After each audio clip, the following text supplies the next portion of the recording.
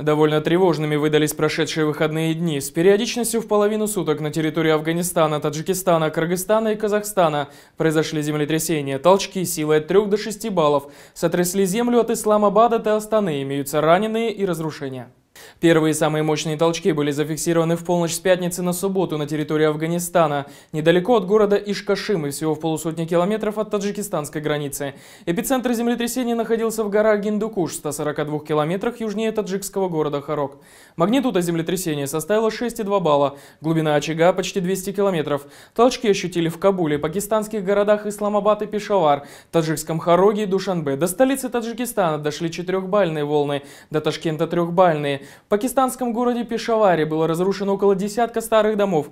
Госпитализация понадобилась 40 жителям. По предварительным данным, погиб 1 человек, пограничник, которого придавило упавшей крышей. Люди выбежали в полночь из домов, опасаясь повторных толчков. Землетрясение длилось около минуты, но еще несколько часов люди стояли на улице, несмотря на холод, боясь возвращаться под крышу. В городе Джалалабаде, Афганистане, центре восточной провинции Нангархар, госпитализация понадобилась 12 пострадавшим, большинство из которых отделалось легкими ранениями. Наиболее пострадавшим районом оказалась афганская провинция Бадахшан.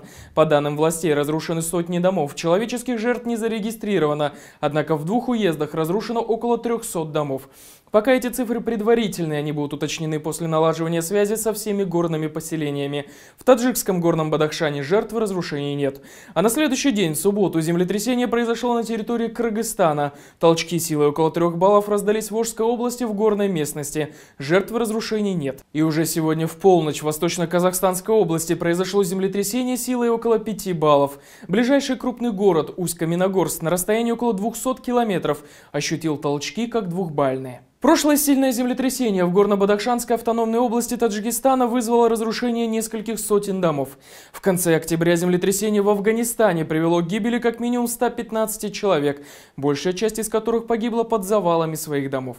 В связи с этим мы спросили специалистов, строятся ли новые многоэтажные дома в регионе с учетом возможных подземных ударов.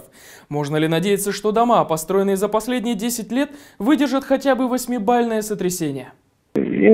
Нужно отметить, что за последние 10 лет строительство различных объектов в Таджикистане набирает беспрецедентные обороты. В соответствии со стандартами, все эти здания должны выдерживать толчки до 9 баллов.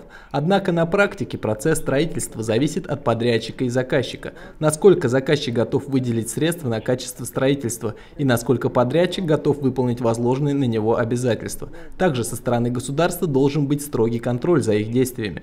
Архитектурно-строительный надзор должен проверять соответствие здания плану и чертежу. Все это в комплексе должно гарантировать безопасность проживающим. 31 декабря, в самый канун Нового года, в Душанбе в театре имени Лахути состоится благотворительный концерт. Он будет посвящен сбору средств людям, пострадавшим от землетрясения 7 декабря в таджикистанском Бадахшане. Организаторы концерта планируют доставить средства пострадавшим сразу же после концерта, еще в новогодние праздники. В результате декабрьского землетрясения более 200 домов жителей Бартангской долины Бадахшана были разрушены. Еще около 1000 частично пострадали. Люди были эвакуированы в районные центры, где до сих пор живут в интернатах и школах. Ранее активисты объявили сбор средств на поддержку жителей Бартанга, многие из которых лишились всего в самом начале зимы.